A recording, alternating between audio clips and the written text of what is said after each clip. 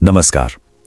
आज हम एक सफर पर निकलेंगे, यूरोपीय राष्ट्रवाद की उन अंधेरी गलियों में जहां इतिहास की किताबों के पन्ने अक्सर खाली छोड़ दिए जाते हैं। ये वो सच हैं जो शायद सुनने में अच्छे ना लगें, जो बेचैन कर दें, पर इन सच्चाइयों को जानना बेहद जरूरी है। तो चलिए इस पड़ताल को शुरू करते हैं। अच्छा, शुरुआत एक बहुत ही सीधे लेकिन गहरे सवाल से करते हैं।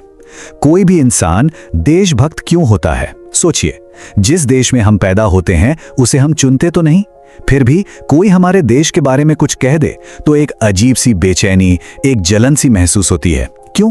इसका जवाब ना दिमाग में नहीं, दिल में है। एक बहुत ही ताकतवर, एक बहुत पुरानी भावना में।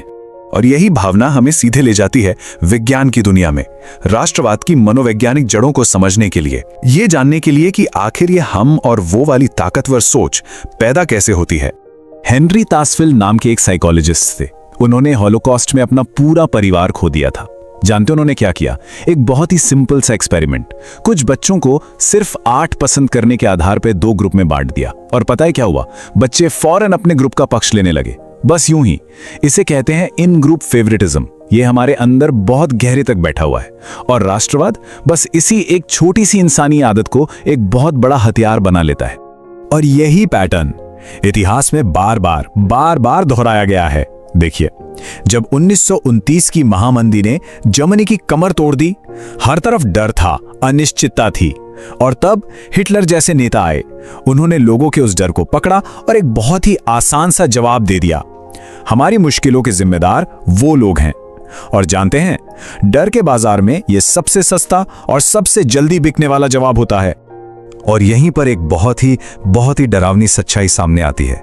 राष्ट्रवाद का सबसे बड़ा खतरा यह नहीं है कि वो राक्षस पैदा करता है, नहीं, इसका असली खतरा यह है कि ये एडोल्फ आइकमैन जैसे बिल्कुल आम से दिखने वाले लोगों को राक्षसी काम करने पर मजबूर कर देता है। और बाद में वो बस इतना कहते हैं, मैं क्या करता, मैं तो बस अपने सीनियर्स के ऑर्डर फॉलो कर रहा था। यही है बुराई की साधारणता।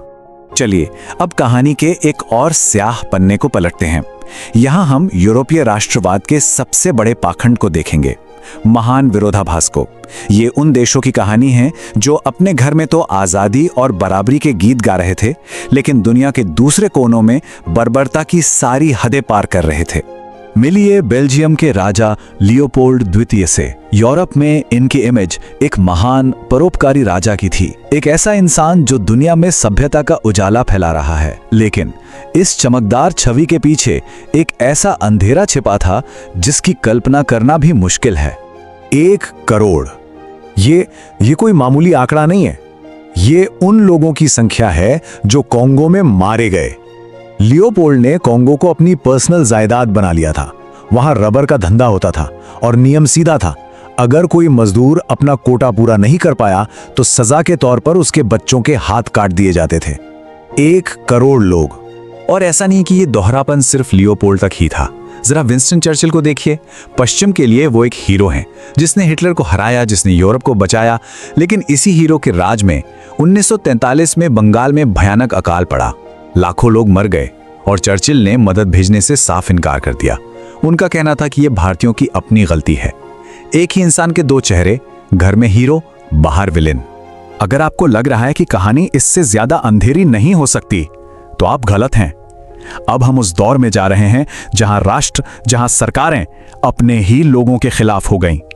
एक ऐसे सच की पड़ताल करेंगे जिसे दशकों तक सिर्फ एक कॉन्स्पिरेसी थ्योरी, एक मनगढ़ंत कहानी माना जाता रहा। इस गुप्त जंग का हथियार था स्ट्रैटेजी ऑफ टेंशन, मतलब तनाव पैदा करने की रणनीति। इसका प्लान बहुत सीधा था। देश में अराजकता फैलाओ, डर का माहौल बनाओ। और ये डर कैसे पैदा होगा? अपने ही लोगों पर बम धमाके करके, और फिर इसका इल्जाम अपने राजनीतिक दुश्मनों पर डाल दो, ताकि डरे हुए लोग खुद एक मजबूत सरकार की मांग करने लगे। और यह सिर्फ कोई थियरी नहीं थी, हकीकत थी।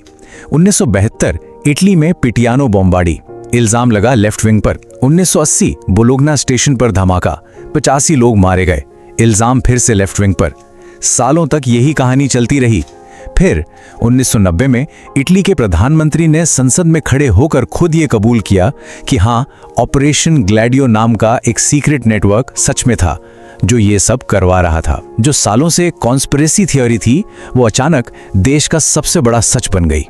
इस सरकारी आतंक और झूठ के घने अंधेरे में कुछ ऐसी भी चिंगारियां थीं जिन्होंने उम्मीद की लौ को जलाए रखा। अब बात करते हैं उन हीरोज की जिन्हें इतिहास ने शायद भुला दिया।